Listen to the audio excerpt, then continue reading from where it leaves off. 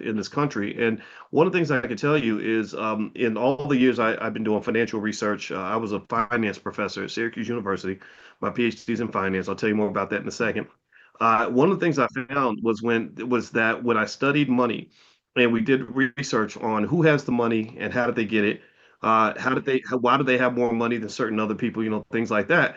We found just almost unconditionally true to be unconditionally true is that the people that have the most money are the people that are in the stock market. That's just a fact. That is a fundamental fact that has been true for about probably 80 years now. And so my goal, I like to solve complex problems with simple solutions. Right? I'm not really going to argue with you about whether or not you should be a Democrat or Republican. Maybe that has to do with how you feel about, you know, whether, boys and girls should use the same bathroom or whatever. I don't get into that. I get into this simple question, and I want you to give me a yes if you agree with this.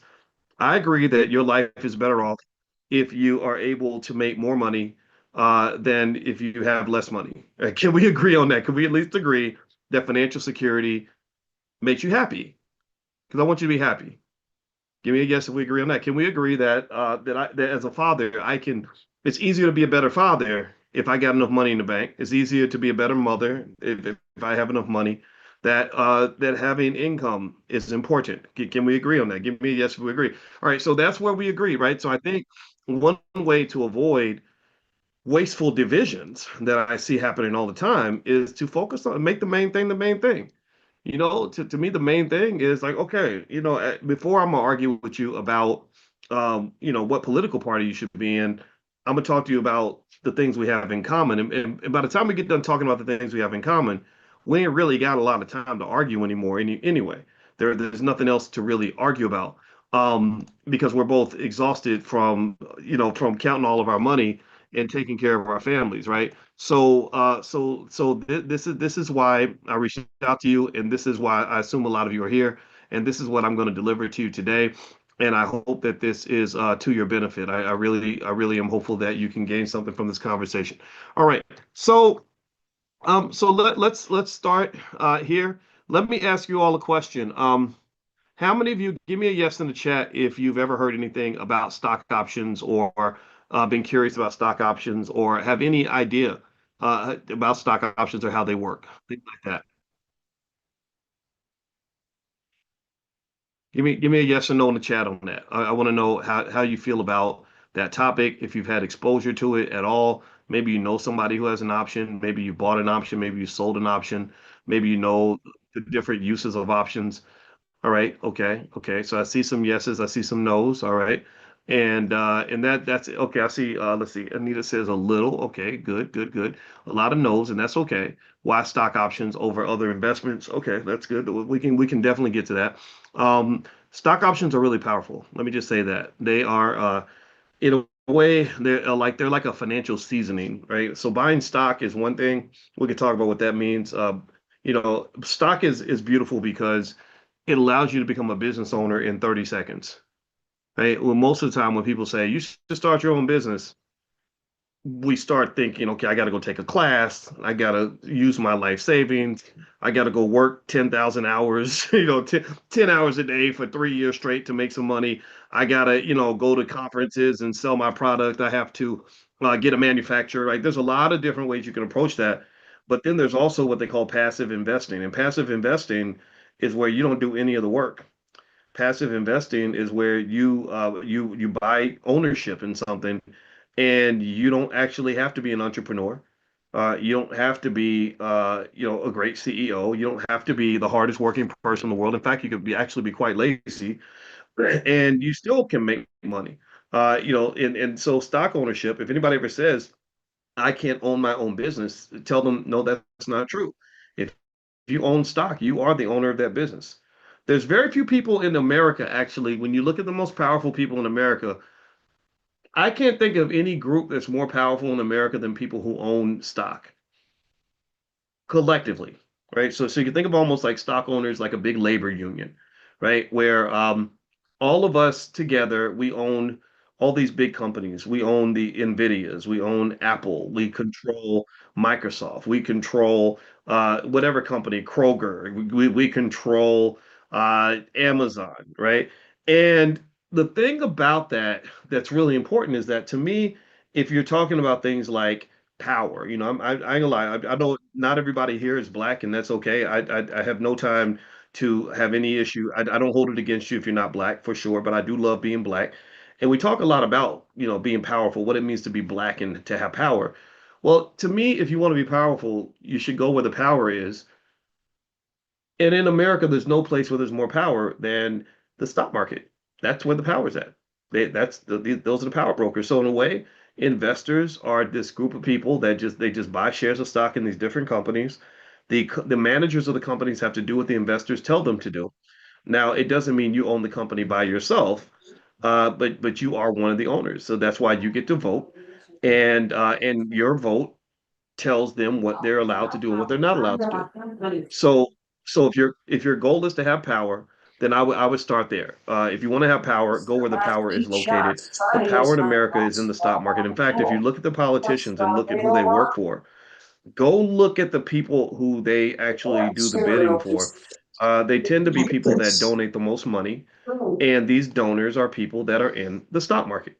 And so, one thing I can say, in case you haven't tried out the Black Business School and hung out with us, here's one thing that's really interesting. I saw a good buddy of mine by the name of Pastor Jamal Bryant. I saw Jamal in Ghana, and I like Jamal. And Jamal said something that I was really happy to hear him talk about, where he said that only 13% of African Americans own stock. Now, I think that number is actually a little higher based on the research, but I'm not here to debate that. I know the number is lower than it's supposed to be. Well, in the Black Business School, that number is not 13%. I did a survey with my students last week, and our number, instead of it being 13%, our number was 91%. 91% of the Black Business School students, I'm talking about everybody from the 5-year-old kids to the 91-year-old senior citizen and everything in between, 91% of them own shares of stock, which is really important because as a finance researcher, I can't tell you how important that is. Just by you telling me whether you own stock or not, that tells me a lot about where you're going to be in terms of generational wealth. By you being a stock owner or not, that tells me a lot about what your financial security probably looks like. Whether you're a stock owner or not, that's like you telling your doctor whether you run 5 miles a day or if you eat potato chips on the couch, right? So ultimately, I want to say that now that as we get into options, I hope that you will take the time to understand just how important the stock market is for your financial health and take it as seriously as you take everything else. We get lied to a lot. They tell us, that you got to go to college and go in debt to go to school. That's important, but that's not the most important thing. They tell you that you got to get up and go to work every day. That's important, but that's not the most important thing. The most important thing is knowing where to take the money that you have and use it as a pathway to create financial security for yourself. Because when I tell you that I'm really, really skeptical of the way people are trained in America, you're trained to pretty much create financial security for everybody but you. So when you pay that car note every month, $500 a month, and you do it for 10 years straight, you created financial security for the car dealer. They could take that money, put it in the stock market. They've got 80, 70, 80, $90,000 in wealth that came from your payments, that came from your money, that came out of your pocket. So if you created 70, 80, $90,000 worth of wealth for another person, shouldn't you have that yourself? Would you agree with me? How many? This ain't rocket science. This is common sense. This is not calculus. This is not advanced in mathematics. You don't need a PhD to know these things. This is called common sense. Your grandma had common sense. My grandma did. Anybody else's grandma have common sense? But what did you have? They have 80, 90,000 in wealth, and you got a car that probably don't even exist no more. At the very least, if it's still around, it's a hoopty. I got a car we bought in 2015, and it's a hoopty. We gave it to the kids. He said, "Okay, you're gonna drive a hoopty because you can't drive nothing nice because you're too young to be getting a nice car." I had to work for mine, right? So my point is to say, how is it that they got 80,000 in wealth and you got a hoopty? That's not fair to you. So I'm not telling you not to buy a new car. I don't do that. I'm not a believer in the scarcity mindset. I believe you can be financially healthy and have and enjoy everything. You can enjoy the short term and the long term. You work hard, play hard. You can enjoy your money, buy whatever you want, get you the Coach purse, get you the Mercedes, whatever it is. I'm not here to tell you not to do that. In fact, if I did tell you that, I'd be a hypocrite because my wife drives a Mercedes. I drive a really nice car. So it's not the nice car that gets you in trouble. What gets you in trouble is when you put more energy into the car than you put into your actual financial security. Both of those things, looking nice behind the wheel, should not be more important than looking nice in terms of financial security. They both require the same amount of effort. Okay, so I hope that that makes sense. I want to lay the foundation for our discussion. And give me a guess if this is resonating with you, if this is making sense, if you're locking in on this. Also, I want to give everybody a way, if you want to follow and connect with the Black Business School, if you text the word options on your phone to the number 87948, I'll send you information when we do things. We do stock option summits and all kinds of stuff. And it's lots of love and connection and everything else when we get together. When we get together, we start off with love. Everybody loves each other. Everybody's rooting for you. Everybody wants to partner with you. Everybody wants to see you do well. But then also, of course, we're going to get the knowledge. But it's really the community and the connection that actually takes everything to the next level. So don't feel like you got to do this by yourself, because I know how hard it is to start doing healthy things. Perhaps if you are in an unhealthy environment, right? If you're dealing with people that don't get it, dealing with people that want to carry on the generational curses, dealing with people that don't want to grow, then that can be tough. So don't worry, you ain't got to do it alone. We have 250,000 students in the Black Business School worldwide, and so we got you 100%. All right, so let me know. Can you see my slides? Give me a yes if you can see the slides on the screen. This is a training I did called How to Make Money Without Working. Can you guys see the slides? Let me know if you can see the slides. Okay. All right. Everybody inside the Zoom should be able to see. Okay, perfect. All right. Now, this training is one, it's really simple. And I'm really proud to say it's probably been seen by a million people. My goal is to impact as many people as I can in a positive way, and I think we're accomplishing that. And so this has to do with selling stock options. So let's get into it. So why are you here? Well, let me make some guesses. One, maybe you want to generate passive streams of income using stock options. You want to make money without having to work every day for that money. Two, maybe you want to level up your life. I congratulate you for that. I commend you for that. Pat yourself on the back. Not everybody can stay in growth mode. Not everybody wants to grow. Not everybody, I mean, they want the result, but they don't want to put in the sacrifice, right? So congratulations for making the investment. You didn't have to pay money to be here, but you had to pay attention, and you didn't invest money, but you invested time. That's a really important investment as well. So I commend you for that. Maybe you want to invest to jump in the stock market and invest more, but you want to do it in a way that's safe, affordable, and impactful on your family finances, right? There are a lot of there's a lot of chatter on the internet about stock market investing, and I can just tell you as a person who does this for a living that a lot of that work is being done incorrectly. The stock market has done really well this year, and when the stock market goes way up, everybody suddenly feels like they're an expert. They buy something for $50, it goes up to 100. Suddenly, they're telling everybody they know how to invest.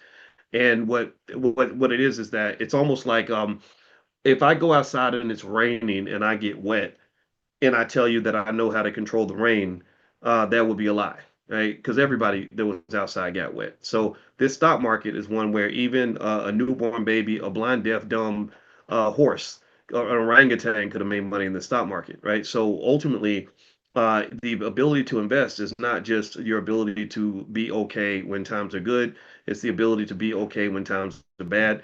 And so I'll tell you right now, I'm not a heavy risk. I'm not a believer in taking heavy risks.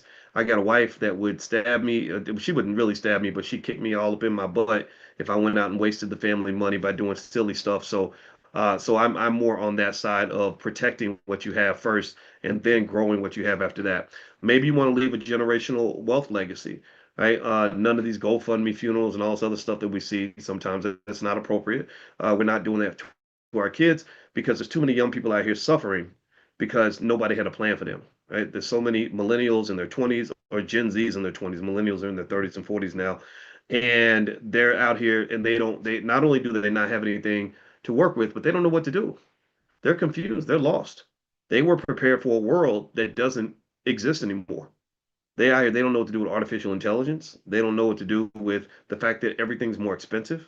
Tell me if you've seen this. Tell me if you've noticed this. These poor kids are struggling. I mean, it's really, really stressful.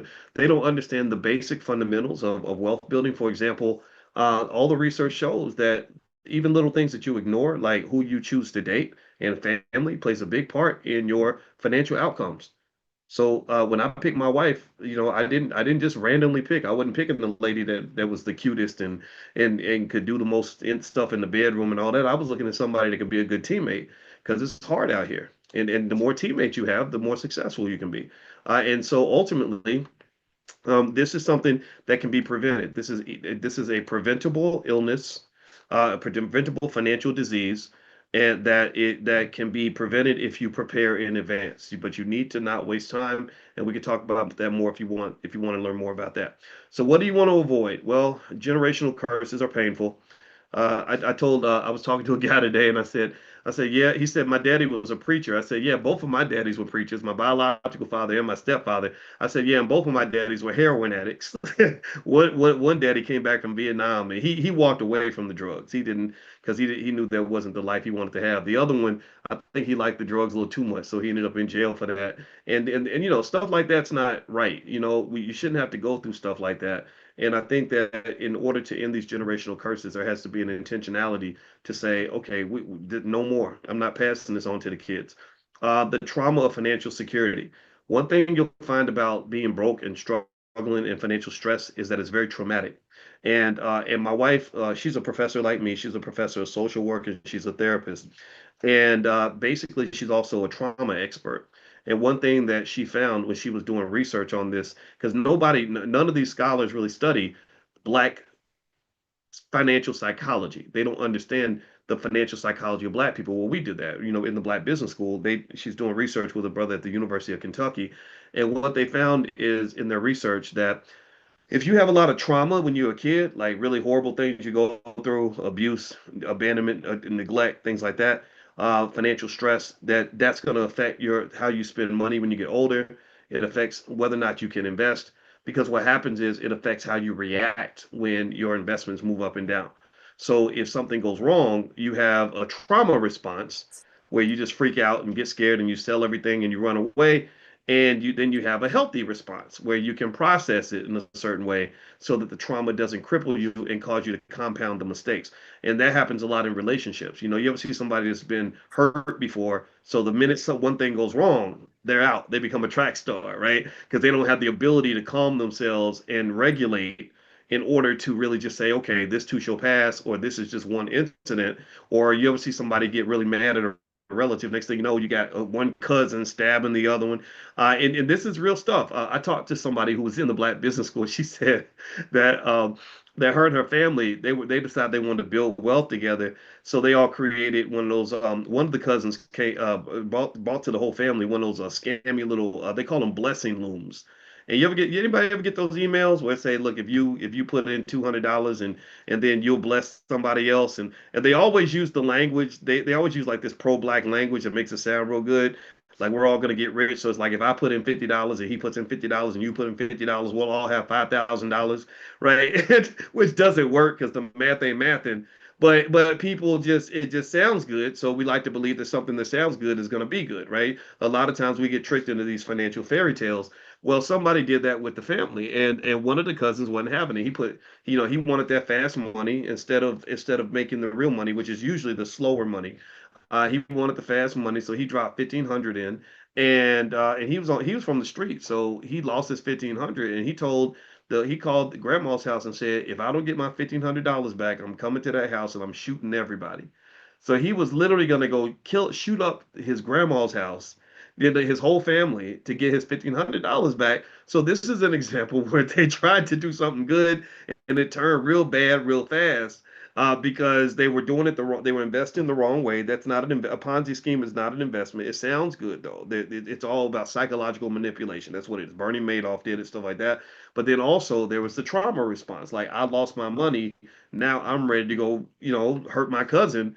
This is the kind of nonsense that you see sometimes. So this is the kind of stuff that we're not advocates of. We advocate for love and support and also not just understanding how to be successful together, but also how to deal with what appears to be failure and to process it properly so that you know that that may not be failure. They may just be a learning experience. I have a good friend named Dr. George C. Frazier, and he has a saying that says, I asked God for flowers and he gave me rain. I asked God for flowers and he gave me rain. So sometimes you get the rain, but the rain ain't bad. If you know what the rain does, if you understand the process and you think about it for a second, then you'll say, okay, I got rain. That means the flowers are on the way. So that same analogy can be applied when it comes to investing. The stock market rains, everything goes down.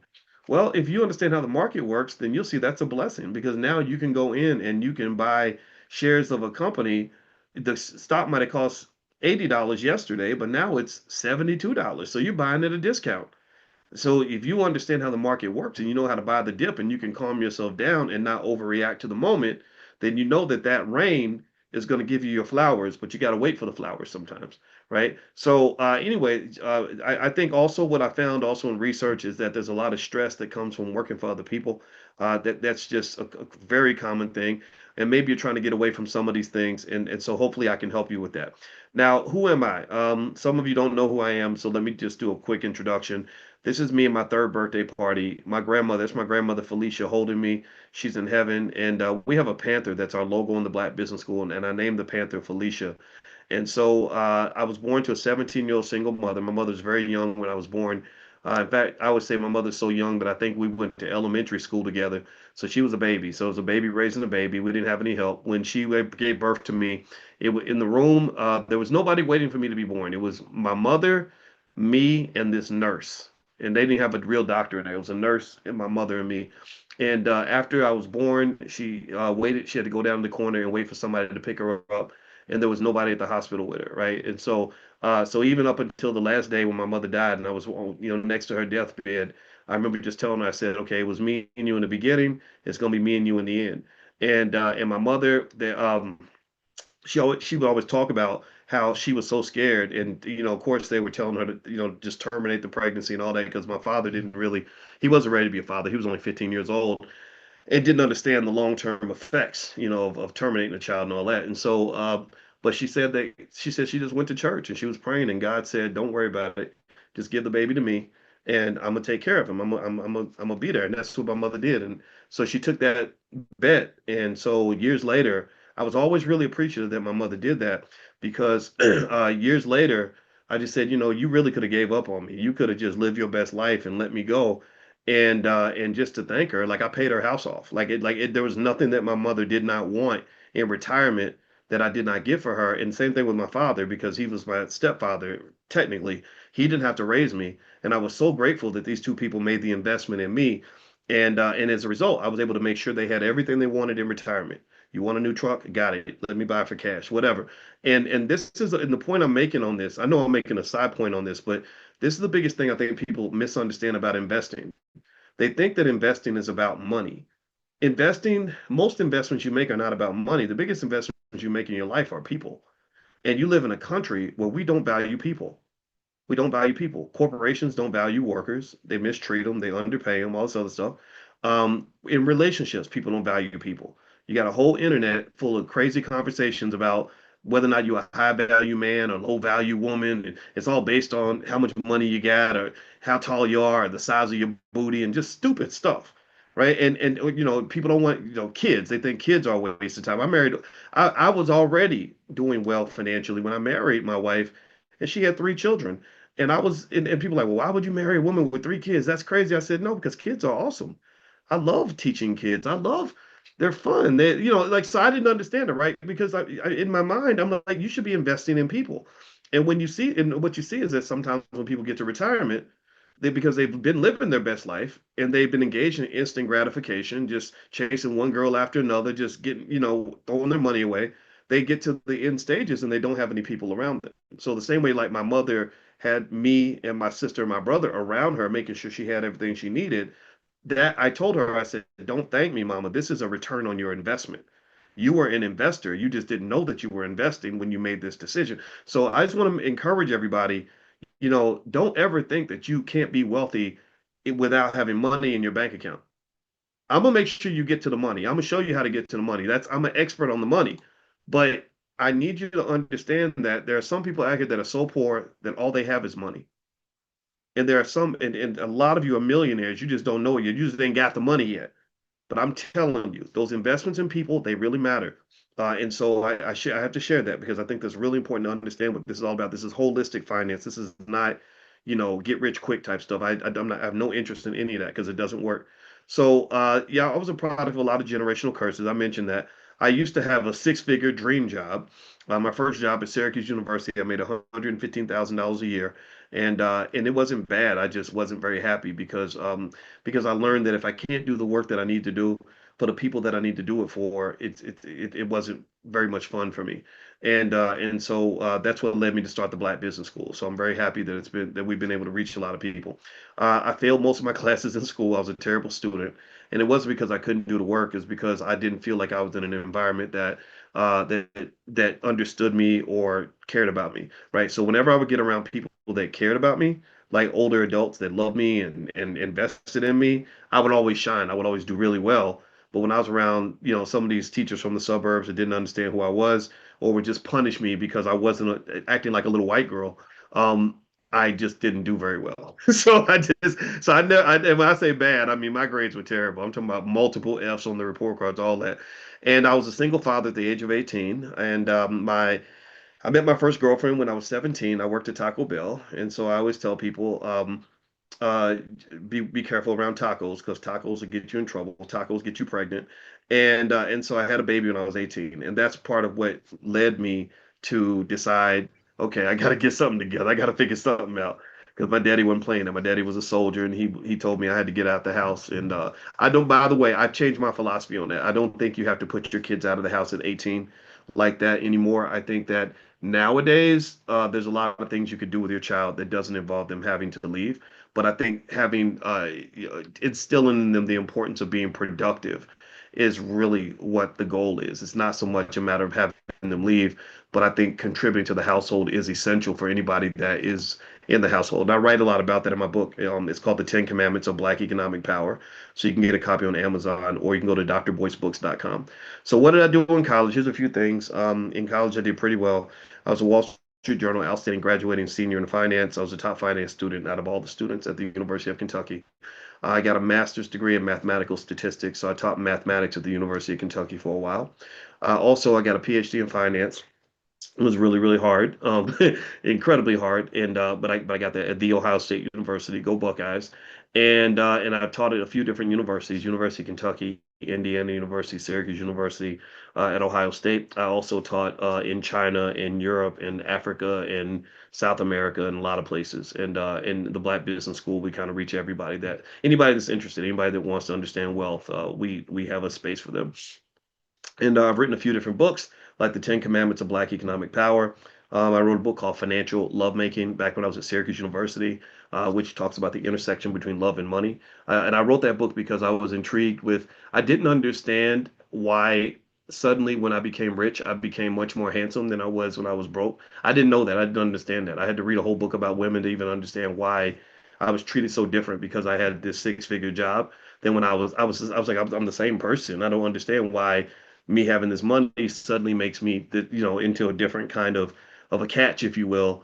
And it was interesting to me though because I also saw people that will use that in a manipulative way, right? If you are attracted to somebody just because of how much money they have, it opens the door for a lot of problems. I think that's what happened with Diddy. Diddy had a lot of money and he pulled people into a lot of crazy situations because of that.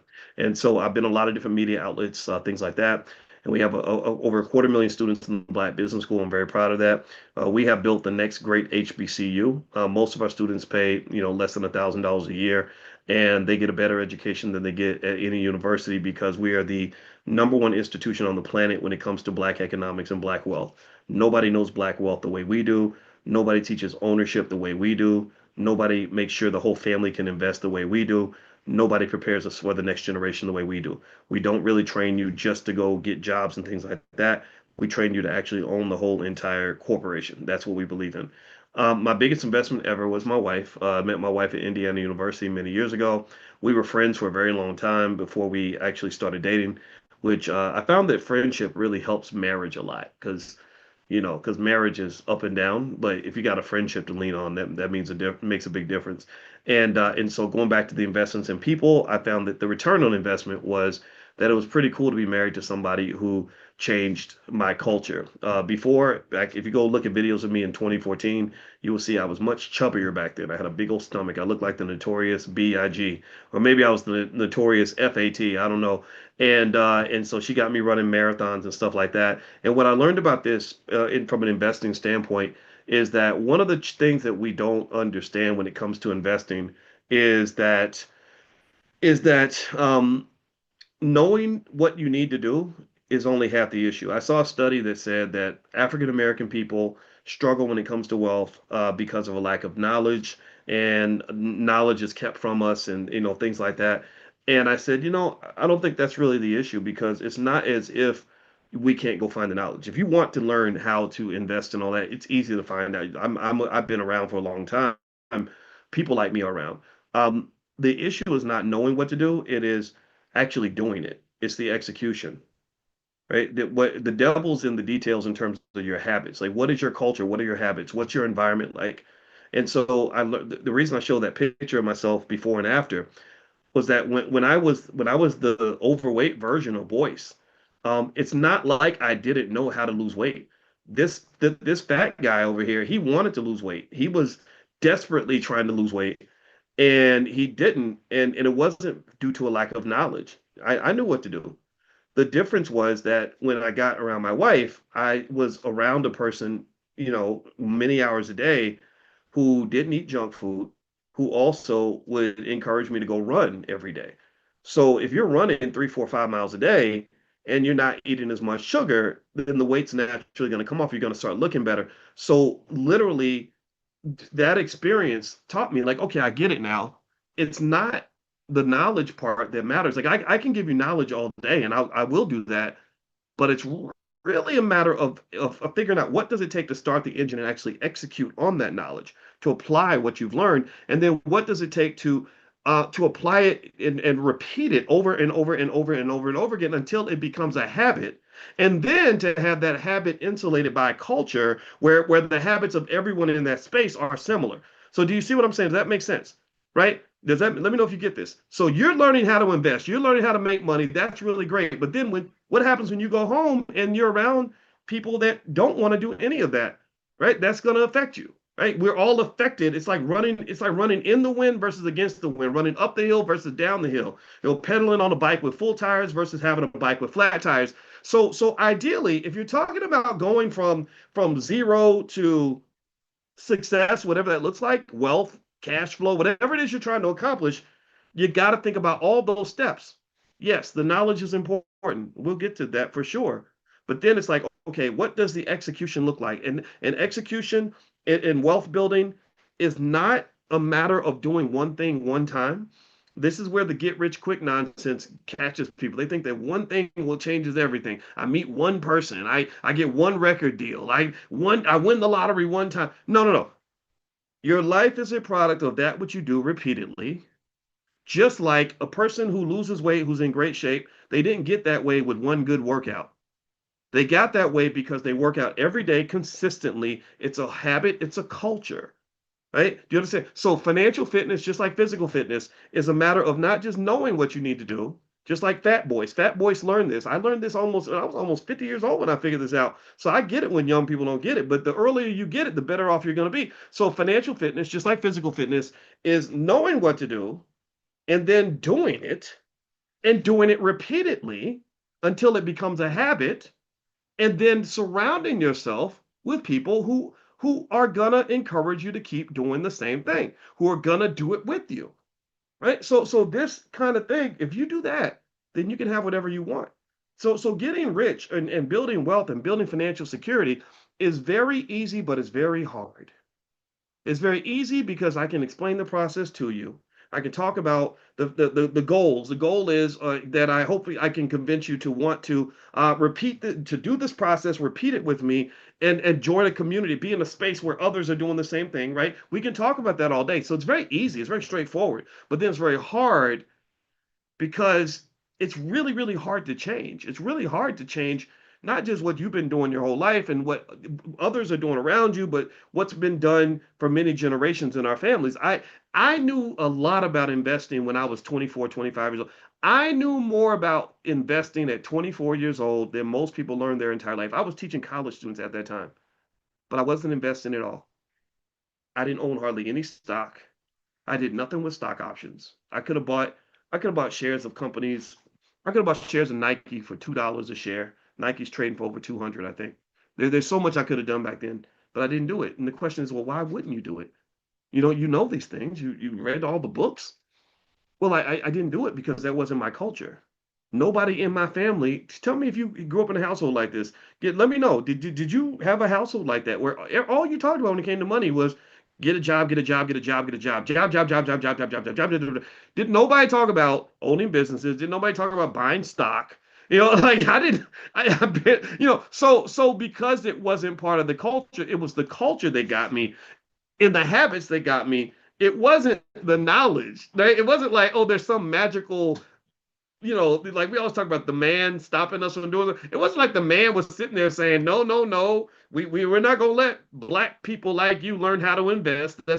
We're gonna stop you. No, this ain't slavery, right? I could have learned that, and I did learn it.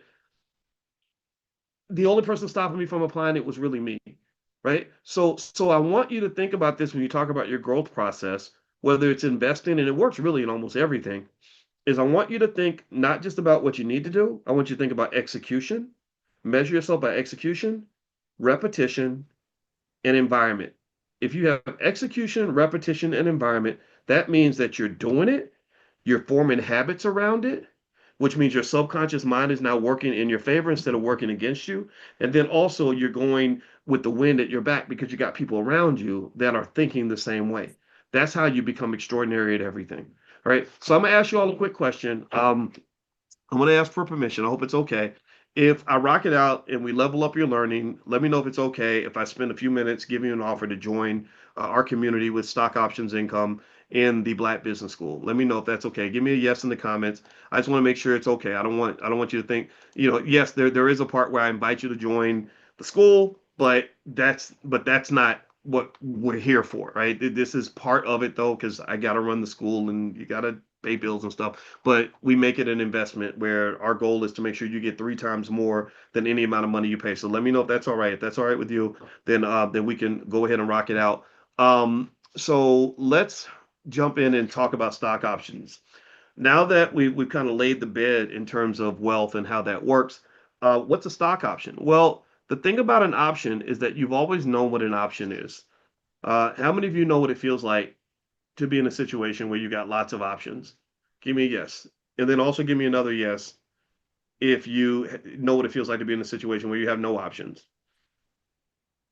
Okay. So right? All right. So yeah, I see. Okay, I see you, Rosalind and Larry. All right. So and Gerald. All right. So here's the thing. Let me ask you another question. Which situation is better typically? Which one would you rather be in? A situation where you got a lot of options or one where you have no options and you feel stuck? Which feels better? Lots of options, right? Well, that's the fundamental truth of all this, right? This is where it all starts. The first thing I ever learned about stock options actually is basically something, and this is where we learned it with a bunch of math. It was like really mathematical. But the first thing they said was they said you can never be worse off by having more options. That options always give you value, right? And now the difference is with a stock option, you can put a financial value on it. You can say this option is worth $2.85, or this option's worth, $18.44, right? So you've always known, but you've known this. You've always known that it's better to have options than to not have options. So what's an option? Let's look at the definition. It's the right to do something, but not the obligation. That means you could do it if you wanted to, but you don't have to. Like I got a lot of job options, or look at all the girls that want to date me. Look at how many options I have. Or I've got so many options of where I want to eat tonight. I don't know where I want to eat. Right. So options means you could pick something, but you don't have to. So here's an example of how a stock option might come into your life. You have the right to buy a certain stock between now and next Friday, and the price is $20. Now, I want you to look at that sentence, and I want you to let's sit on that sentence for a minute. So if I have an option on a stock, every option, they fit into two categories. Options either give you the right to buy something or the right to sell something. That's all people do all day on the stock market. They're buying and selling, buying and selling, buying and selling, buying and selling. The buyers and sellers get together and that they create what is called a market. Right? So you think about like a nightclub. A nightclub is just a market, except instead of buyers and sellers, you got men and women, and they're trading, right? And the more trade you have, that's a measure of activity. And oh, somebody's scratching on the screen by accident. It don't matter. I'll move on to. Let me see here. Let me see. I'll pull myself off here so I can. It's kind of funny when that happens. All right. So basically, trade is a measure of economic activity. Activity is good, and so basically, when you're talking about options, in this example, and a perfect example of stock option would be I have the right to buy your stock between now and next Friday for $20. Two things are mentioned in every option. One is the price, the other is the amount of time until the option expires. Almost every type of option in the market, pretty much all of them, have an expiration date and they also have a price. So let me give you a real life example, then we'll do stocks. Let's say that you're Shonda Rhimes and you write an amazing script. And let's say Shonda wants to sell this script to Tyler Perry, and the script cost is $5 million. So she goes to Tyler and says, I got this great script. I'd like for you to buy it. I can sell it to you for $5 million. So Tyler Perry could say, okay, sure, here's $5 million. Let me have the script. Or he could say, well, Shonda, I want your script, but I don't know if I really want to own it, but I want to hold my space. I want to hold my spot. So I'll buy an option on your script. Now that's a different transaction. So he might say something like this. He might say, okay, I don't know if I'm gonna pay the 5 million for your script. But I'd like for you to hold my spot and not sell it to anybody for 2 years. And in exchange for you relinquishing your option to sell, because right now she has the option to do whatever she wants, right? But instead, what he says is, I'll buy that option from you. So I'll give you $100,000 if you don't let anyone else buy this script for 2 years. So I have the right to buy your script. So here it says I have the right to buy your stock, but change the word stock to script. I have the right to buy your script between now and I don't know, October 30th, 2028, and I got to pay $5 million. So they designated the price and they've designated the expiration. And so if that date comes and Tyler does not exercise the option by paying the money and buying the script, then she then takes the option back and says, you no longer have the option anymore. I have it. And she can then go sell it to whoever she wants. But in the meantime, if somebody else comes along and Warner Brothers comes along and they say, we want to buy the script for, $8 million, she can't sell it to Warner Brothers. She has to say, I'm sorry, I don't have the option to sell that script to you. That's Tyler's script if he wants to buy it. I have to hold it for him in case he wants to buy it. So the value of Tyler's option might go up if suddenly her script becomes really popular and everybody wants it, right? So a lot of times this happens in Hollywood. It happens in sports.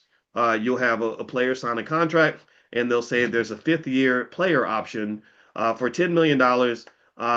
If he wants to stay and continue to play for the Cowboys. I don't know why anybody would want to play for the Cowboys, but still. Or there might be a third year team option where the team has the option. They get to decide.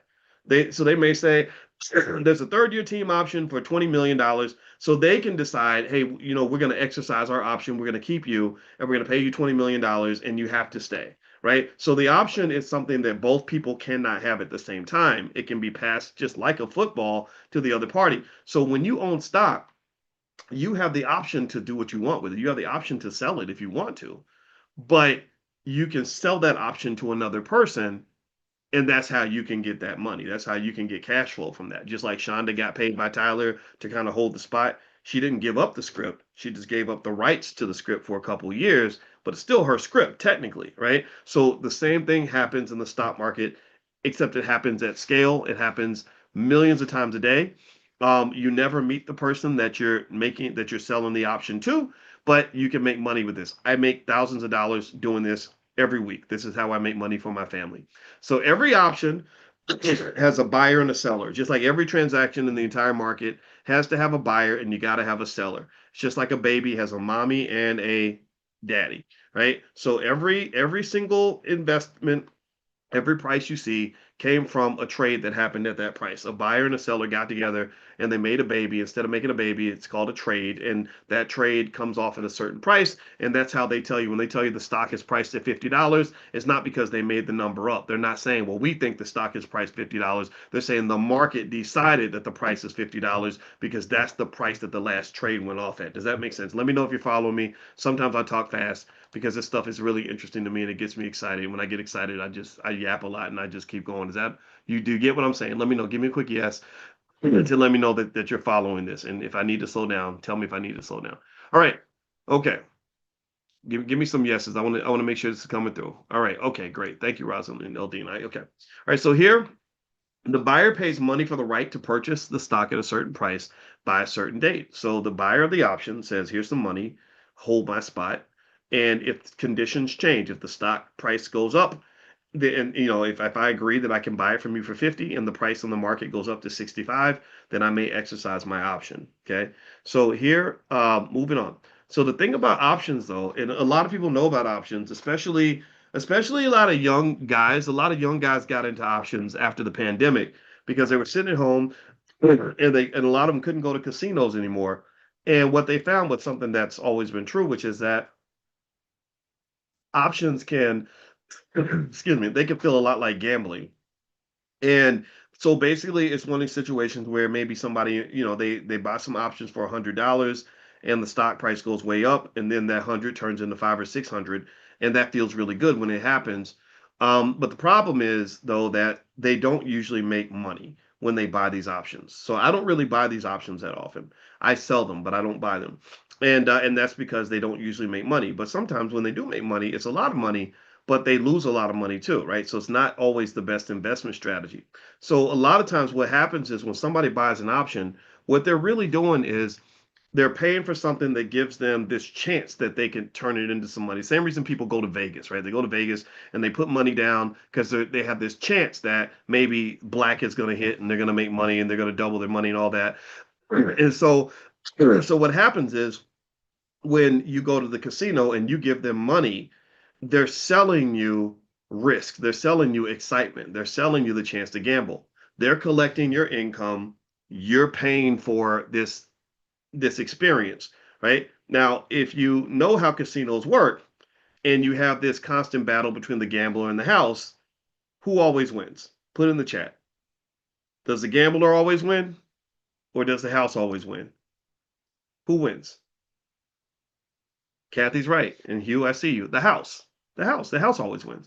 Now, what does that mean? Does that mean the house wins every time? No, not every time. Every now and then, like if you send I don't know, 10 gamblers to Vegas, seven of them are going to lose money, but maybe three of them will. So that's what keeps the gamblers coming back, right? In their mind, they're like, oh, I might be one of the three that actually makes money, and that's fine. That's what they're doing. They in finance is a term for that. They call that risk-seeking behavior. They're looking for they're willing to lose it all in order to try to make more money, and that's fine, but that's not really what you might call investing. That's definitely not safe investing. It's what it is. It's gambling, right? And gambling's fine if you want to do it. Just if you do too much of it, it's going to be bad for you. But at the same time, you've got the casino. The casino's not really gambling at the same level. They're playing the game in a way where their goal is to generate cash flow, right? So when you buy an option, you may be looking to gamble, but when you sell the option, you're kind of like the house, right? So what I might do is I have a bunch of stock. I want to make some income because I want to go on a trip with my wife or I want to pay a bill, and I'll sell the options on the stock and get the income and then put it in my bank account, and that's it. And then whatever happens, happens. Maybe the person makes money, maybe they don't. I know I got money because I got my money before all this started. So one person's looking to take chances, the other person's looking for income. I don't buy a lot of stock options myself. I tend to sell them. And what are you selling? So that's the question you might want to ask. So let's look at an example. Let's say that your stock is $80 and you're sitting there and you're like, dang, okay, so Dr. Boyce told me to buy stock but I really got bills to pay and I really don't know if the stock's going to go up or down and I really don't want to wait forever to see what happens. I don't even want to take that. I don't even want to know. I just don't care that much. waiting for something to happen. So what you could do is you could go to the market, and let's say that somebody else out there wants to make money from your stock. They think the stock is going to go up. They call these people bulls. They have bulls and bears. Bulls believe the market's going to go up. Bears believe the market's going to go down. So they believe the stock might rise above 82. So what they might do is buy an option from you and say, I'm going to pay you a certain amount of money for the right to buy your stock. Remember, options only give you two rights, that you can either get the right to buy or the right to sell. So I'm buying from you the right to purchase your stock between now and next Tuesday. There's always a time limit. There's always an expiration date, just like the fruit in your refrigerator. Options expire, and I will pay you money for the right to buy your stock anytime in the next week for $82. After a week is over, it's done. You can sell the option again to somebody else. Before that week, the option to sell is not yours. You cannot sell that stock during that week. And so they pay you money for that. So here's what happens. So you then wait. And then if the stock is above 82, then you say, okay, here's your stock. Give me my $82. So you make more money, right? Because the stock was at 80. So you made money in two ways. You made money because they paid you for the option. That's the first way you made money. And then you make money if the stock goes up, and then you sell it to them, right? So that's as straightforward as it gets. Now, um, do you want to sell at 82? I mean, I don't know. It would depend on the situation. There's a guy I know who is he's really rich. He's like a billionaire. And I asked him, I said, when do you decide if you want to sell your businesses? And he said, all my businesses are for sale all the time. And what he was saying is, if you pay me the right price, I will sell you my business. So when you sell your stock, you are selling your business, but you're getting properly compensated for it. And you can always take that money and you can invest it someplace else. So if it doesn't go above 82, though, the 82 is what they call the strike price. That's the price where the action happens. If it doesn't go above 82, you still get to keep the money that they paid you, because they paid to play, but you don't have to play when it comes to your money. That money's already in your bank account. You already got that. And you can then the following week sell that option to another party. You never meet this person. You don't talk to them. You don't have to call them on the phone. None of that stuff. You do it on your app, on the phone. You get on the phone and you tap tap tap, and you sell the options, and it works beautifully. All right. So they're the gambler. You're the house. And why would they buy that option from you? Well, if the stock is $80, maybe I don't want to pay $80, but I want to taste. I want a piece of the stock. So I buy this option. Maybe the option costs $1 per share, right? So if you have 1,000 shares, I give you $1,000 for all these options, right? So you get 1,000 in cash. I get to invest at $1 instead of putting in $80 a share. So I don't have the burden of being an owner, but I get a chance to possibly grab the upside if the stock takes off. So you can see the appeal, right? So I don't want to present it as if people that buy options are all just stupid all the time. It's really more a matter of people wanting different things. Some people want the action, some people just want income. I like income because income can pay bills, right? So, but I'm 54. Maybe if I was 24, maybe I'd want action, okay? And so, moving on. So here's what I'm gonna show you very quickly is, and by the way, if you wanted to jump ahead and take a look at the program in the community, the URL is drboyceprime.com. Dr. Boyce Prime. Prime stands for Passive Recurring Income Machine. That means if the income's passive, it's recurring, it's repetitive, and it's income, and it's a machine. So I like that little nickname. So drboyceprime.com is the URL. And at the end, I'll give you coupon codes that will substantially reduce the annual and the monthly fee. So you stay to the end, I'll give you the codes. But if you want to go look at it now, that's the URL. And there's already a pretty good discount there already. But this, I'll give you the best one when we get done. All right. So the first thing I'm going to show you is why selling stock options is, in my view, better than real estate. I've done real estate. I don't mind it. I own real estate, but I like this better. And I see a lot of people that want to generate income and cash flow. And if you're already in real estate, I'm not telling you to get out of it. I'm saying that if you're not in it and you're kind of overwhelmed by the amount of training that's required, the amount of time that's required, the amount of capital that's required, just the work required to get tenants and manage tenants and all that, then this I find is a much more efficient way to generate income, and higher income actually in some cases. I'm gonna talk to you why I believe stock options is better than even running a business. I'm a big believer in owning businesses. I think that's essential to train our children to be entrepreneurs. One of the things we talk about in the Black Business School is that every child should know how to start a business by the age of 12 in case they can't get the job that they want, or in case they need extra income. You don't want them to be stuck and beholden to another person to decide what quality of life they're going to be allowed to live. They should be the one to decide that by the amount of work that they put in. So every child should know how to start a business. But I've done businesses before, but this is better in my opinion. I'm also talking to you why selling stock options is better than just owning stock. I've always said owning stock is critically important. I've mentioned that that's the number one wealth driver in America, but selling stock options is actually better in certain contexts, depending on the situation. So this house that we bought in Atlanta, and my wife and I were going to buy it just so we could rent it because we couldn't live in two cities at one time. And so that was the plan. And it kind of worked. Like we found a tenant and the tenant was awesome. And we collected enough money to cover the mortgage. So that was fine. But then I got this picture sent to me on my phone. And this was the bathroom. The bathroom had to be completely gutted because there was a flood in the bathroom. And all that nasty stuff on the walls, that's mold. And if you know anything about mold, there's a whole process to deal with mold and get rid of it. I had to redo the whole bathroom, and also there was water damage to my neighbor, and I didn't want to be a bad neighbor, so I had to pay for his damage too. So I was making 3,500 a month on this property, and after expenses and all that, maybe I had like $1,000 left because you pay the mortgage and taxes and all that. But this particular incident cost me $10,000.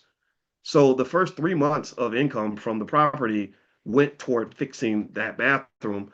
And that's assuming all the income went toward that, but I still had to pay the mortgages and everything. And so one of the things that it led me to do was it led me to kind of reflect just on the fact that maybe I wasn't cut out to be a landlord, right? It doesn't mean that we don't need landlords. Sure, landlords are important for society, but I realized that maybe this wasn't for me. This wasn't the best way to make income. I found that real estate is good to own, and I still own the house, and I like owning real estate because it's a good way to diversify your investments. It's a good wealth builder for sure. However, there can be lots of expenses. Also, it can take a lot of time to be a landlord. Even if you have a property manager and everything else, there's still stuff that you have to do, and not everybody has the time to do all that. Me and my wife are a couple of college professors, and we didn't necessarily want to get a phone call in the middle of the night with somebody telling us the toilets were broken, or have to go find another tenant when the other tenant didn't show up, or have to make sure they paid their rent and chase them down if they didn't pay their rent. I don't like evicting people. That's not fun. Or also, if you buy real estate, you know that there's a process. If you go into real estate, you should get trained on it, and then you have to spend a lot of time searching for property, making sure that you don't lose money because you get caught in a bad deal. That can be an absolute nightmare. And there's just so many different things. And then when you want to sell, you can't sell quickly. In the stock market, you can sell really fast. The stock market is very liquid. I could buy something at 9 a.m., sell it at 9:30, and pretty much avoid all transactions costs. Whereas I can't do that with real estate. I can't buy a house at 9 o'clock and then sell the house at 9:30 and get the full value for it. Tell me if you get what I'm saying. So there's lots of headaches. It can be hard to get your money out. I sat down with a student and I did a 2 hour consultation with a poor guy who had saved up $700,000, and he got really pumped up with some of his friends, and they got him to put it all into this real estate deal that was going to make him all rich. And we spent the whole time trying to figure out how he can get his money out, because one of the things that he had not been introduced to is the idea of what they call liquidity. Liquidity is how easy is it for you to get your money out. And I want you to think about that. If you decide, if your cousin shows up and says, "Hey, I want to start a bakery. I know you got 30,000 saved up. Put it in this bakery. We're all going to do well." Well, just know that money going in is easy. Getting money out is hard. It's really hard. So the best thing about the financial markets, the public markets, is that they stay super liquid. So if I buy $30,000 worth of Nvidia stock on a Tuesday, I can sell that stock on a Friday and get most of my money back, maybe more if the stock went up. You can't really do that with real estate. So any investment and I'm not just talking about real estate, I'm talking about any investment you make, always think about liquidity. Can I get my money out? And if I can't, am I okay with the possibility of never getting my money out, right? And living with this investment for the rest of my life, right? So anyway, options also, I found options were just more profitable. I actually, when my wife and I did the calculation, I was trying to explain it to her because she's a social worker and I'm a finance professor, so we're kind of different in that way.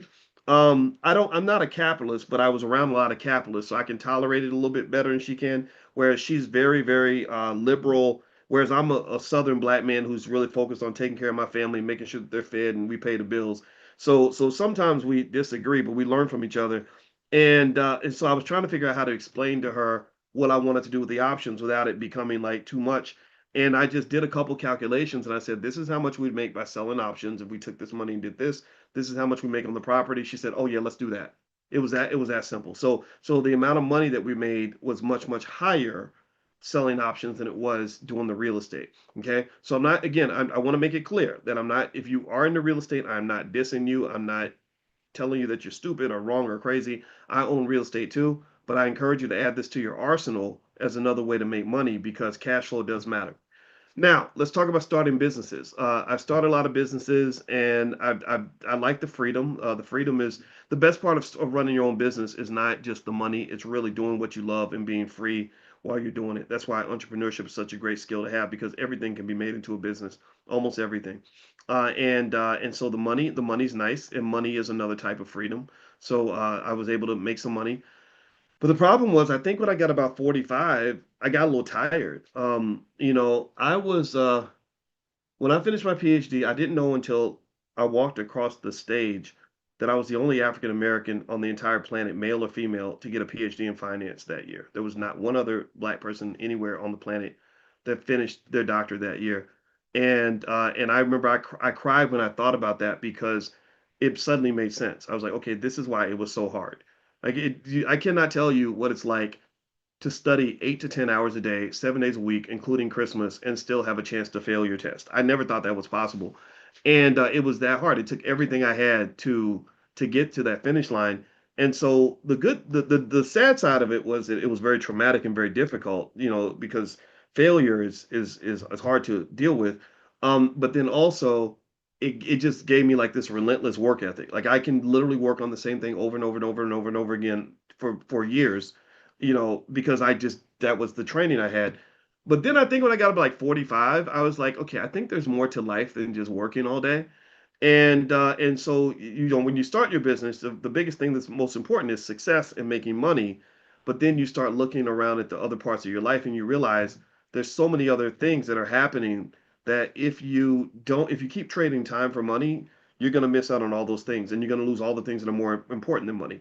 So for example, I had a friend who was a lawyer and he became a successful lawyer. That was his dream, to be a successful lawyer. And so he got to the point where his fee was like $800 an hour, and he had an endless supply of clients. He always had people that he could always work with constantly, and they were all happy to pay him $800 an hour. So he was working nonstop, and also because he knew that if he stopped working, he wasn't making money when he wasn't working. And what he realized in his 40s was that his whole life was falling apart. Right, so he had plenty of money in the bank, but he had no free time to enjoy it. His kids didn't speak to him because they thought that he hated them, so they didn't care how much money he gave them. They only wanted his time and his love. They didn't care about material things. That was his thing. Also, his wife left. She had an affair or something, and also his health had fallen apart, his mental and his physical health. And so this is the kind of stuff that I think you want to process as you learn how capitalism is designed to be an abusive process. Capitalism abuses the American people. I don't care if you're black, white, or whatever. It abuses people in the sense that it teaches you that serving the corporate plantation is the most important thing you could do. And to the point where you got people that will spend more time with their boss than they spend with their own kids. That's not healthy. That's not normal. So this trade-off of time for money is something that I encourage you to consider getting away from. And also that's I'm biased because that was part of my journey where I was like, okay, yeah, I've had the success and the hard work paid off, but gosh, I don't know if I want to work this hard forever. And so really, if you consider another fact too, I'm a big advocate for black-owned business. I always will be. But another reality that you have to face and deal with is that 80% of black-owned businesses fail. So here's what happens in some cases. You have people that are really excited. They pour everything into a business. They put all their money into it. But more important than the money, they put things in there that are more valuable than money. They're working on this thing 8, 9, 10 hours a day. They're without pay. They're doing this consistently. They followed all the rules of hard work that are required to be successful. So you do this for a year or two, right? So not only have you put in your last dollars and any other money that is required to keep the business going over the next year or two. But also you've invested. If you think about it like this, if you're giving, 40 hours a week and you do that all year long for 50 weeks a year, that's 2,000 hours. If your time is worth $50 an hour, you've given $100,000 investment into that business. So you dumped another 100,000. Second year, another 100,000, right? So you put hundreds of thousands of dollars of time and money into this business, and then still 80% of them fail, right? Um, I would say that at the very least, one other consideration that you may want to look into is something that allows you to still make your investment, but doesn't require you to go give $100,000 worth of labor every year. And so stock options are great because I can go in, buy a bunch of stock, sell the options on the stock, and make money from companies where I'm not doing any of the work. And this is the reason I call this training How to Make Money Without Working.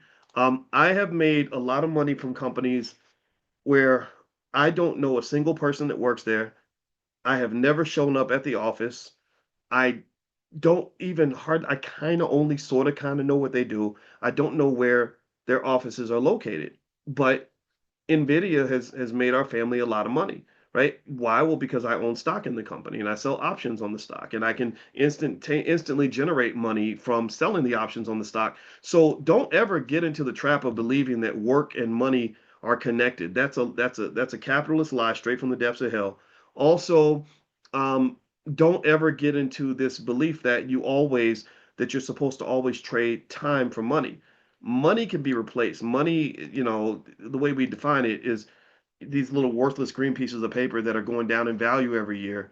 But your time is precious. We're all going to be dead soon. So there's only a certain amount of time we have to live our lives. So that trade-off just kind of led me to that next epiphany that the goal when it comes to success in investing isn't just the dream job. In fact, the term dream job is an oxymoron. That dream and job should not go together. Nobody dreams about labor. If you want to have a dream, dream about something. Dream about like your favorite food. Dream about a vacation. Dream about Beyonce. Dream about something like. Don't dream about a job, right? A job is not a dream. A job is, the most tolerable experience in it's ultimately uncomfortable situation. So passive income, in my view, is better than active income, right? So getting away from the trade of labor for money and away from the trade of time for money is really the long-term goal. I understand a lot of us have to work hard. A lot of us started off with nothing. A lot of us didn't get an inheritance. Your kids and grandkids won't have that problem because you are talking to me. And because you and I are talking right now, your kids and grandkids are not going to start life off with nothing. So when they're figuring out where they want to go, what they want to do, who they want to be, um, the goal, the real dream, the true American dream is passive income. And that is the little hidden secret in America that allows certain people to really live a wonderful life, find their purpose, find their joy, find their passion, while so many people feel locked down and trapped in a situation that is completely disconnected from who they felt that they were meant to be. Right? So passive income is better than active income. That's what you aim for. In fact, Dr. Claude Anderson, who I love like a father, he wrote a book called Powernomics that everybody should read. And one thing he was talking about playing golf with some guys who said that he said the guys were telling him that owning businesses, running a business is nice, but instead of running a business, they said we'd rather own 10% of 10 different businesses. That way you get to be a passive investor and you get the same amount of money that you would get from running one business by yourself. So passive income is really more enjoyable than active income because you get to enjoy the rest of your life. Now, let's get to stock ownership. I'm a big believer in stock ownership. I have stock in a lot of different companies. A lot of my students do too. I'm very proud in the Black Business School. The only, according to Pastor Jamal Bryant, which I got to check that number to be precise, he said only 13% of Black people own stock. That's not true in the Black Business School. In the Black Business School, 91% of the students own stock. I'm still disappointed. I'm still not happy. I need that number to get to 100%. So if you hang out with us, I'm going to talk to you repeatedly about buying stock and telling you exactly what to do until you make that move because I know it's that important. It's literally the game changer, the difference maker. It's everything. And I'm not saying this based on opinion. I'm saying it based on fact. I'm saying this as a researcher. I was a scholar. I wrote original research papers on this topic. And if you want to know what that means that literally when you write a research paper on the topic as a professor, you can't regurgitate information. You literally have to come up with discoveries that no human being in the history of your field has ever come up with. That's what it means to write an original research paper. So to do this, I had to literally look at the frontier of all this information on wealth. And what was repeatedly stated is that people who own stock in their families do better than people who don't own stock. And it's really straightforward. You buy consistently, you diversify, you hold on to what you own. Next thing you know, you've got this elusive thing called generational wealth. Generational wealth will never come from your job because that job does not belong to you. Generational wealth does not come from spending and buying consumer items because the amount you spent on that car is worth far less than the amount that that money would be worth if you put it into a portfolio. Generational wealth does not come from, voting for the right politicians. Generational wealth comes from consistent investment, starting with the stock market and eventually spilling into entrepreneurship and things like that, real estate, all that. Now, I own stock and it's great. Stock market ownership or participation is the key to wealth. However, one problem I ran into over time was that people would get their stock and they'd be like, okay, now what? Right. And what I really started to reflect on is that when you're talking about the financial challenge, it's not just the long-term goal of building wealth. You have the short-term challenge of paying bills. Right. So sometimes it's hard to focus on the long-term goal when you got short-term issues that you kind of have to deal with. So selling stock options can allow you to get the money to pay those short-term bills. Also, sometimes if you buy stock, this is important to know as well, is that every type of investing, every type of economic activity involves risk. Your job is risky. Your boss could fire you any day. Well, the stock market's risky. Your stocks can go up and down, right? You don't know what that stock is going to do. So if I pull money out of the stock by selling options on the stock, then that allows me to make money even when the market goes down. So if I get hit with a down market and my stock isn't doing what I needed to do, the beauty of selling options is that you can sell options on the stock after it's going up. You can sell options on the stock when it's going down. You can sell options on the stock when it's going sideways. You can always turn that into an income generating machine. And so you have years like 2022 where everything was red. It wasn't like 2025 where everything was super green and everything was going up, up, up. Stocks were doubling and tripling in price. 2022 wasn't like that. 2022, a lot of people ran away from the market. And I would talk to my students and I would say, well, this is the way the thing works, but if you look at the last 100 years of history, when it goes down, in a lot of cases it'll go up, the following few years or whatever. And so maybe next year will be better. And it turned out that 2025 has been amazing. We have stocks like Oklo that we started talking about in class when they were $8 a share. Oklo's now over $100 a share, right? So these things do happen, but sometimes it goes in the other direction. So the epiphany that I came to is that a bird in the hand is better than 10 birds in the bush. And what do I mean by that? Well, if I own stock, I don't have to sell my stocks to generate income. Sometimes I got to wait out the storm, or sometimes I don't know what is going to happen next, but I got to go ahead and take what I can get and get some income from this thing while I can, right? So you don't have to sell your stocks to generate income. That's the best part. So if you have a stock and you are looking to pay a bill, you don't have to go sell the stock. Sometimes you can sell options on the stock. So that's an important skill to have. Also, you don't have to wait for your stock to go up in price. We said that. And also, you don't have to be greedy to invest. So if you make an investment, there are many, many examples where people will buy stocks and just sell the options whenever they need income. It's almost like if I have an apple tree, I can let the apple tree grow, or I can go out and pull apples off the tree whenever I want to eat. Or if I have a chicken, I can wait for the chicken to grow up and get big, and I can have a chicken dinner. Or maybe the chicken will lay eggs, and I can eat the eggs from the chicken. If I have a cow, I can eventually have a big juicy steak, but I also get to have milk in the meantime, right? So your stock can also generate income the way the cow gives milk, the chicken lays eggs, etc., or the apple tree gives you apples. So generally, also the other thing too is that when you sell the option, you're letting somebody else take all the risk anyway. You're letting them possibly buy your stock if it goes up. They're paying you for the right to possibly own your stock, and that can be an income stream for you. So let's look at a real example so you can see what the numbers can look like in real life.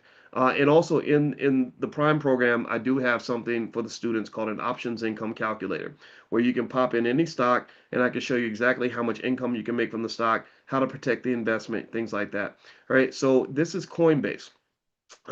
And so Coinbase is a company that has what they call a lot of up and down, a lot of volatility. So I generate a lot of income from Coinbase stock. So at this time the stock was $317.15. So let's say you treated it like a business and you bought 100 shares of the stock. That would be $31,715. Now that's a lot of money for some of you, or for some of you can afford it, some of you can't. But generally speaking, to sell options on the stock, you have to have 100 shares of the stock. So if the stock is a $15 stock, you need $1,500 to buy 100 shares. If it's a $25 stock, you need $2,500. So it's always 100. Everything's done in hundreds. So what I could do is I could get on my app and I could find a price. They call it a strike price, the price I'm willing to sell. And then I pick a time period, and that's an expiration date. So basically, on my app, I can look up this 335 strike price and look a month away into the future, and it would tell me exactly how much I could sell that option for. So if I have 100 shares of the stock, and just think of it like a little business, so I paid 31,000 to own the business, I can sell the option for $11.90, at least at the time I made this slide. So if I have $11.90 per share and I have 100 shares, how much money would they then give me to sell that option? Somebody put it in the chat. Let's do the math. And as you do the math and answer me in the chat, I'm going to go through it again. The stock price is 317.15. So I buy 100 shares of the stock. I have a strike price 335. That means that I'm agreeing that I will sell my stock for 335 if the price goes up to that point. They have 1 month for the price to move. So it has to happen in a month. If it doesn't happen in a month, I can sell the option again. And the amount I would get per share is $11.90 per share. I have 100 shares. How much income did I make from that option? Answer in the comments. Okay, good job, Meredith. Meredith got it first. Yep, $1,190. So what does that mean? Well, that's like I'm a landlord. Basically, I have the property that's $31,000. You go try to buy a house for $31,000 and see what that gets you. I have a $31,000 house, and I collect $1,190 in rent from that house, right? And um, I don't have to do anything. I don't have to have a tenant. I don't have to fix the toilet if it breaks. I don't have anything I have to do on that. I just sit back and collect the money, and then I go find something else to do with my time, right? So here's what also happens: if the stock goes above 335, then I make even more money. So if it goes above 335, then what happens is that the option gets what is called exercise. They exercise the option. So that means they come in, they say, here's $335 a share. So we're going to give you $33,500 for your stock. You agreed to deliver the stock like Rapunzel delivering the baby. And so that means I made money on the stock and I made money on the option. So now instead of making 1190, I made $2,940. 1190 came from the option, the rest came from the stock. And that's 335 minus 317 times 100 shares. So that's how much money I get. So either I win or I win. I win small or I win big. Heads, you win. Tails, they lose. Who loses? Who can lose? Well, the person who bought the option from you can lose all their money. They paid you 11.90 per share for something that hasn't happened yet. They paid you 11.90 per share just in case the stock goes up. So if the stock doesn't go up, they lose their money. That's a donation to your account, right? You got the money. You can put that in your bank account and you can go take the money and you can go spend it. You can do whatever you want with it. You never have to get that money back. But if the stock goes up, then you got a business partner. You made a promise. You sell them the stock for 335. You could buy it right back. There's nothing saying you can't buy it back. You can make adjustments and stay in the stock, or you can do something else with it. But either way, that's basically how the game gets played. And this is something that I do every month, and it's pretty straightforward. All right, so moving on. So let me ask you a question. I asked you earlier that if I nailed it, you would let me make a special offer for you to join our community. How did I do? Did I give you some value? Let me know. Give me a yes in the chat if you learned something new today. If you are informed, if you feel that this will added value. Okay, I see yes, sir. Yes, nailed it. Okay, great. Thank you. I'm glad you guys feel that way. And so what I'm going to do is I'm going to tell you guys about our stock options income community that we have.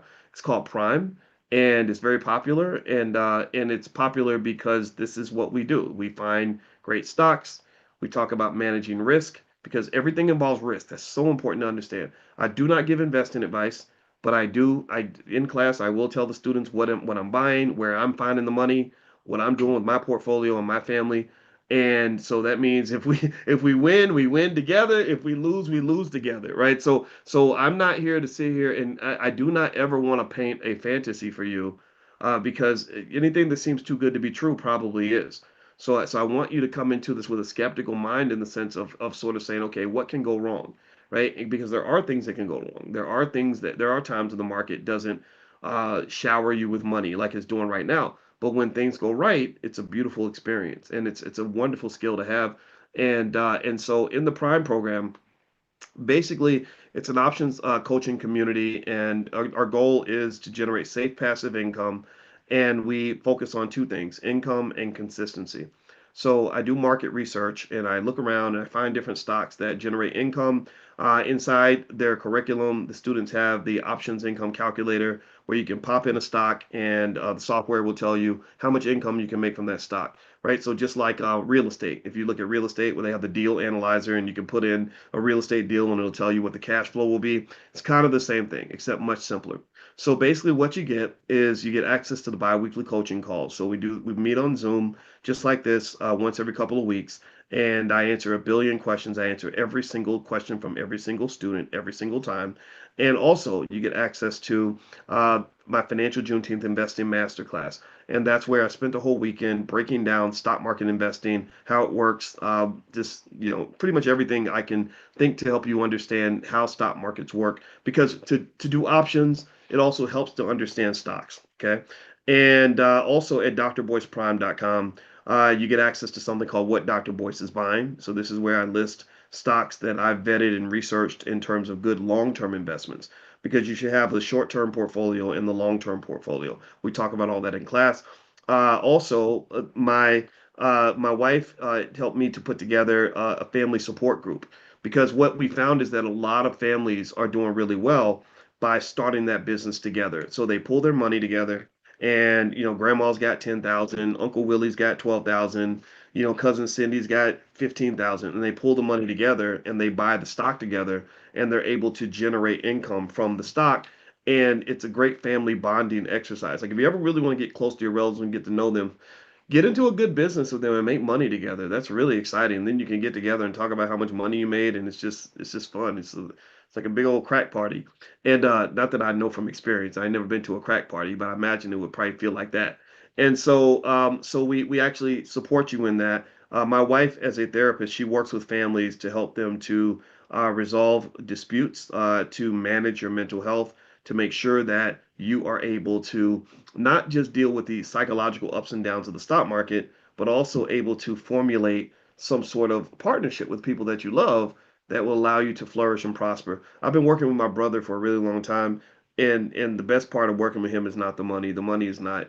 It's the fact that I get to know him, and if in another reality, we probably wouldn't know each other that well because we both be off at work all day. All right. So also there's investment club training. So we give you blueprints on how to form a family investment club, how to set it up as an entity, how to set up your estate plan so that everything's solid once, as we all get older, as we all do, so that you don't lose all that wealth to the IRS. The research shows that 70% of all wealthy families lose all their wealth within one generation. 90% of all wealthy families lose all their wealth in two generations. My goal is not to help you generate all this wealth just so you can throw it all away due to a lack of planning. That to me is a tragedy. It's very sad. The singer Prince died. My wife loves Prince, and I'm kind of jealous because I always jokingly tell her, I say, ain't no real man walking around in no dang panties. But she thinks he's just like the manliest man ever, and I don't understand that. But whatever. Maybe it's just my jealousy talking. But I did tell her, I said, well, it was very sad to me. He was a great man, though. He was pro-black, very talented. But one thing that was strange about Prince was when he died, when the estate plan wasn't together, he ended up losing $100 million to strangers because there wasn't a plan. It wasn't carefully organized. So we spend a lot of time on legacy preparation, right? You get that money, you look at yourself as an entity. We show you how to do that. We got the lawyers, we got the experts, we have all the people in the collective that can help you with that process. And that's extremely important too, because earning the wealth is not as important as protecting the wealth. If you're not going to protect it, then you might as well not even earn it. Okay. All right. Also, we have a list called Dr. Boyce Money Makers, which is my personal biweekly stock option selection. So these are stocks that I like for the purpose of generating income. And I talk to students about that. I do what I call fast cash action plans, things that you can do that can make you money tomorrow. This is not pie in the sky, long term, what if money. This is literally something where I say, step one, do this. Step two, do that. And then after you do that, then you should make a certain amount of money. and it's pretty straightforward. Also, what else do you get? You get access to a training program I have on how to invest in stock options so you can learn it from the ground up.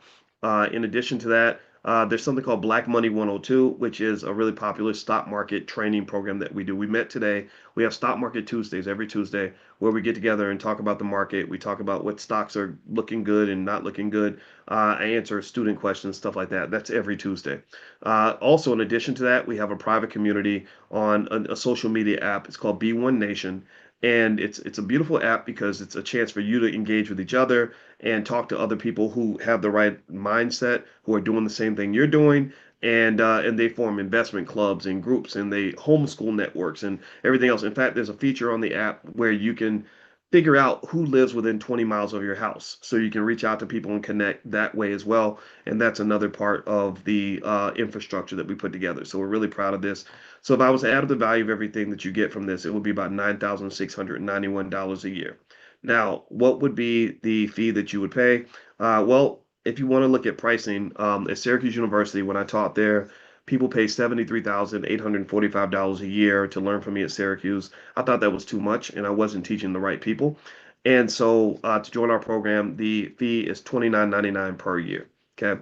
Now, if you look at $29.99 a year, and also one membership is for the whole family, so you can bring your whole family with one membership. So it's buy one get four free, right? In addition to that, we can drop the price to $17.99 per year because you're here. And actually, on second thought, we can drop that to $839 per year if you want to join now. So if you want to do that, there's a special code that you can use. If you go to drboyceprime.com, there's a code that's already in there. So when you check it out, it'll say 871 per year or something like that. But there's another code that you should use that will drop the price even further. And so if you do the annual membership, use the code yearly. And then also there's a monthly code. So if you want to go monthly, then there is, I believe it's monthly. I think that's the code. Let me check here and see if I got the right code. But yeah, so the URL is drboyceprime.com, and that's where you can go if you want to go sign up. If you feel that this is something that actually works for you. Yeah, so the codes are yearly and monthly. So if you pick the yearly option, then put yearly in your checkout. If you do the monthly option, put monthly in the checkout. And actually, what I can do is actually share my screen and pop in and show you how you might proceed. All right, and so here the website is drboyceprime.com, right? So here's what you would see, right? So you can scroll down and take a look here if you want to see all the features and everything that you get, all the bonuses. There's a ton right here. And that's my wife, by the way. She's not white. I did not marry a white woman. She's high yellow and she's 100% black, very pro-black. She's from Gary. You don't get no blacker than that. And anyway, and the reason I put her here is because she actually helped us to create the first ever Black financial therapy department, because that was when we realized that traumatic healing was essential for the building of Black wealth. And so we partnered together to, she sees tons of clients and families to help them with their physical and mental health and family relationships, things like that. And so she's helped me quite a lot with that. And so you go to the bottom, and there's more information here. Anything you want to read is on the page. Here's the part where you can sign up, right? So the annual fee is $29.99 a year. Here it drops to $869.71 per year. Or if you want to go monthly, the monthly fee is $399 per month. But you sign up here, it's $155. So if you hit enroll now, then what that should do is take you to the page where you can enroll. There we go. And once you get to that page, there's a code here. It says offer 2023. So you can take that offer out, get rid of that, and you see that number jumps up to $29.99 for the year. Well, if you put yearly in here and hit apply, it'll drop that fee down to $839. You see that? It takes $2,159 off for the year. So you can do the same thing monthly. The difference is that if you use the code monthly, that's when you've chosen the monthly option. I hope that that makes sense. Let me know if that makes sense. Okay, and the URL is drboyceprime.com. So how would you make the assessment as to whether or not this was for you? Well, let me give you some criteria you may want to consider as you make the decision. I am a college professor, but this is not your university. Your university, the way they helped you make your decision was they put you in a bunch of debt, and if you didn't like it, then you were never going to get your money back. whether you were happy with your degree or not. A lot of people would rather give back their college degree and get rid of the debt than actually keep the degree. So I don't want you to approach it this way. This is not just something you're doing just for knowledge. You're doing it also for access to the community. You're doing it for accountability. You're doing it for habit formation. So you can go from knowing what to do to actually doing it and getting it done and having some people, a collective, a community that's helping you work through the kinks. So the question to ask yourself is, if this made you an extra 50,000 a year, would it be worth it? I got a whole bunch of students that would come in here and literally tell you how many thousands of dollars they're making from selling stock options. This is not a game. This is not hype. This is not what if. This is real stuff. We take group trips, actually. We took a group trip to Egypt and we took a group trip to Ghana. And there were several students there that told me that they specifically used the money from the options to take that trip. What if I was full of it? Like, so what if it only made you 20,000 a year? Would it be worth it? You can put a yes or no in the chat if you want to. It's up to you. Or another question to ask yourself is, what if it made you an extra 10,000 a year? Would it be worth it? Like, well, what if it was really disappointing? What if it was nowhere near what I've said it is, and you made 10,000 a year? Would it be worth it?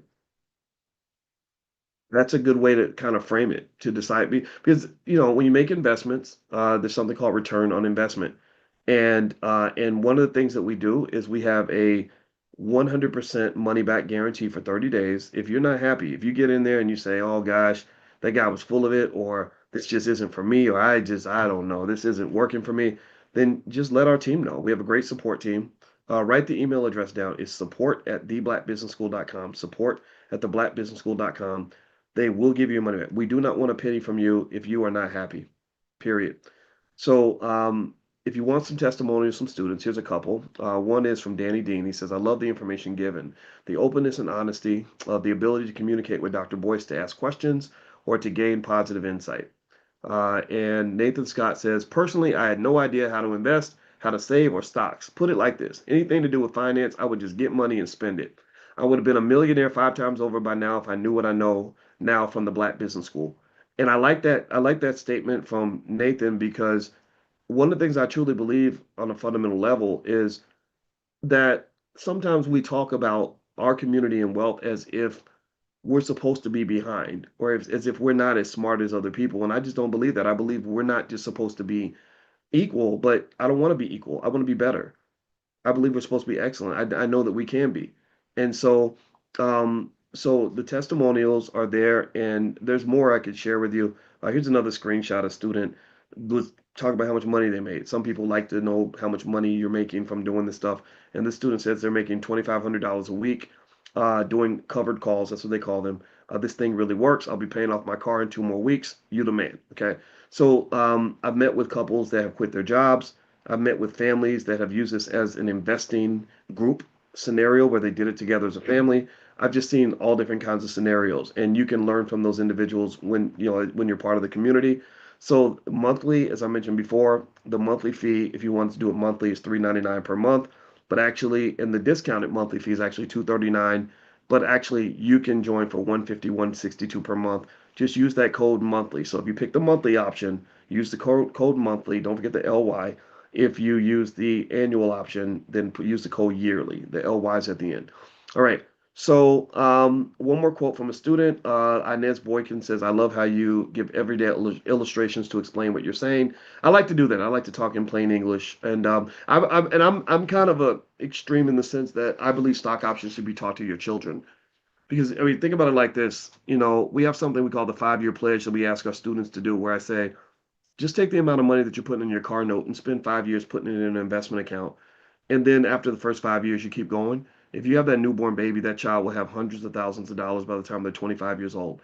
Then at that point, you can buy them a few hundred shares of stock, and they can sell options on the stock and make 6 figures without going to anybody's job. They literally would never have to work for anybody their whole entire life. This is doable. Why do I know it's doable? I'll hear people say, well, people can't afford to invest. So I say, well, but people can afford their car note. The average used car note in America is over $500. The average new car note is between 750 and 1,000. So if you tell me that people can't afford to invest for their family and for their kids, then that means you're telling me people can't afford cars. And we know people can afford cars because they advertise new Lexuses on BET all the time. So the question I end up asking is, what are your priorities? They always say that, you can tell me what your priorities are, but if you show me your budget, I can tell you what your priorities are. And I'm not being hard on anybody, um, but I'm pushing you a little bit because life is hard. Life will push you, and I don't want us and our kids out here looking crazy and struggling because they're unprepared. So that preparation is essential. So you have an investing strategy for your family that you put together. I can help you put together that plan where you've got the long-term investments, and then you got the short-term issues, the short-term stuff that you're doing with the stock options and all that. And then at that point, you created what I call the holy grail of financial security. You've got wealth and you've got income. Wealth gives you long-term protection. Income gives you satisfies your short-term needs. You can deal with short-term issues like paying the bills by Tuesday. You deal with long-term issues like having financial security in case your job cuts the DEI program or they decide they don't like you anymore. Does that make sense? Let me know if that makes sense. Okay, so this is all comprehensive. I like to think that way, and I want to encourage you, and I hope that this helps you. And I'm not going to keep you for much longer. We've been talking for a little while, and I hope that I persuaded you to consider giving us a try. Um, in the Black Business School, we are the best on earth at what we do, and we stand 10 toes down with anybody who thinks they can compete with what we're doing in terms of Black wealth. We've got the PhDs, we've got the attorneys, we've got the economic scientists, we got the millionaires and billionaires and everybody else that's connected because they know what works, and it's very straightforward. And I guarantee you that if you take just a fraction of what we talk about and you apply that with your family, you'll leave an impact that will last for many generations to come. So I want to say thank you for giving me your time. One more time, the URL. And you can tell I'm losing my voice. Me and my wife are traveling today, so that's why I sound a little bit hoarse. Forgive me for that. The URL is drboyceprime.com. That's drboyceprime.com. The discount code is, if you pick the annual option, the discount code is yearly. If you pick the monthly option, the discount code is monthly. Or you can leave the code that's already in there. You'll get a substantial discount from that as well. But that yearly and monthly code will give you the best discount. So thank you guys for hanging out with me. It was real. And I hope to see you soon. And I hope you guys have a great day. So God bless.